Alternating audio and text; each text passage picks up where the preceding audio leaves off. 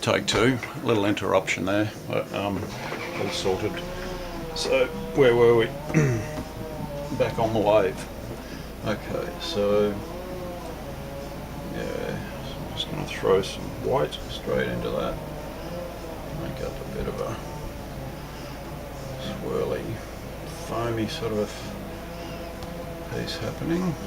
Add some more white into it, get some movement into the wave, and as the wave sort of tapers back, your brush strokes actually taper back into the structure of the wave. So that's pretty straightforward.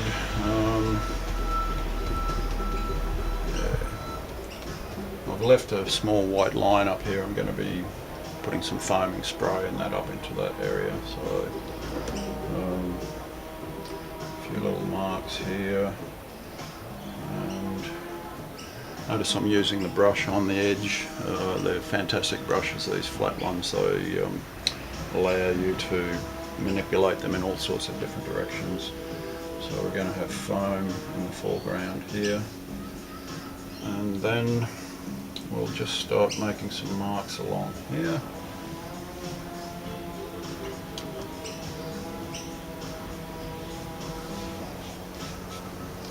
Come back in with our white.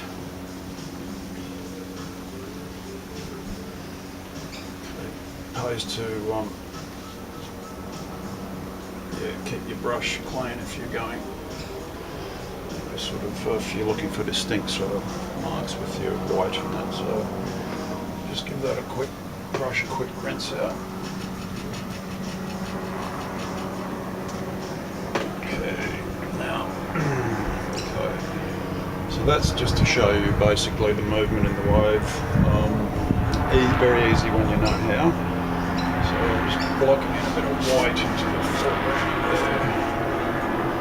Unfortunately, you have to work fairly quickly with the acrylic process unless you're using, you can use a retarder medium to keep your keep your paint sort of fluid and stop from drying. So, okay, so there's that.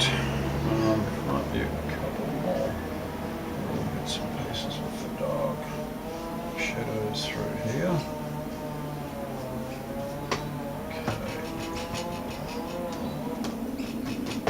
Now the other process, I'm just going to add a tiny little bit of yellow ochre in there because occasionally you get sand mixing with the water. So then on this top side here, your wave sort of comes down over like so,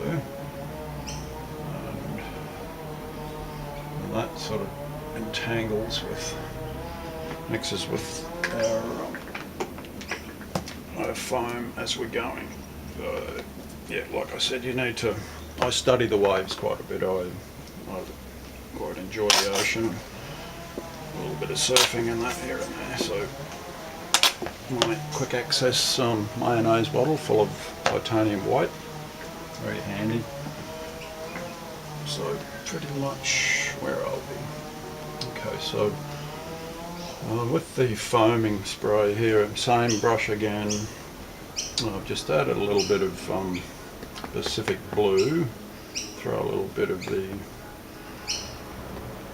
blue gum into it. It just gives it a nice sort of mauvey tone for this particular style of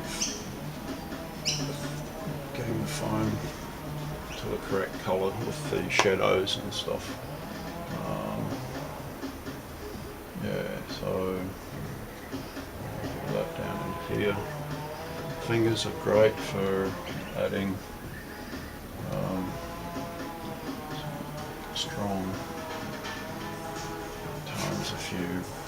If that little area there, that's where the actual wave's barreling over, so there'll be lots of white foam sort of mixing up in amongst that. So just letting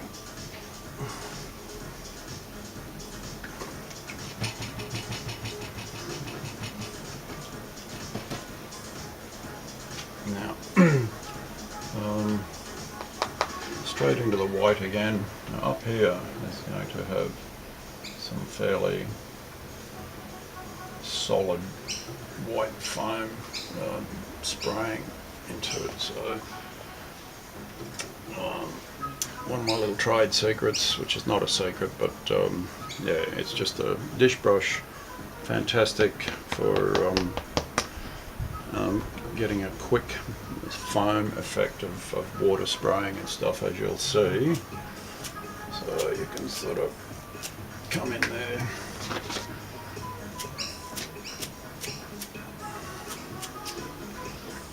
and then you can use your fingers to pat down, just sort of blend those areas together. Yeah, your fingers are the greatest tools and very cheap. So yeah.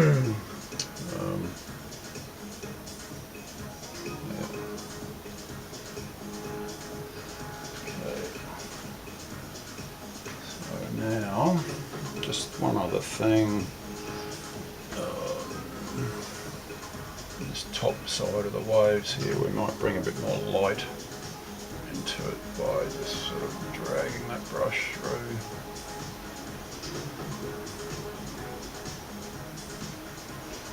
Chuck a bit more of that yellow ochre in up this sand, just sort of slight tonal change.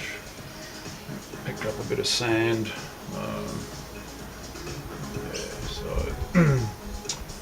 alright. So a bit more fine tuning to do there, but that's just a very quick demo on the actual process of the waves. So I have been painting them for a while. So basically it's just all about the brush stroke, that's the colours, and yeah, just finding a reference, or you know, I've just made this particular wave up, but it's just a little right-hand barrel, we call them in the surfing industry. But yeah, so a little bit more work to do there, but just shows you. So yeah, cut, take, yeah.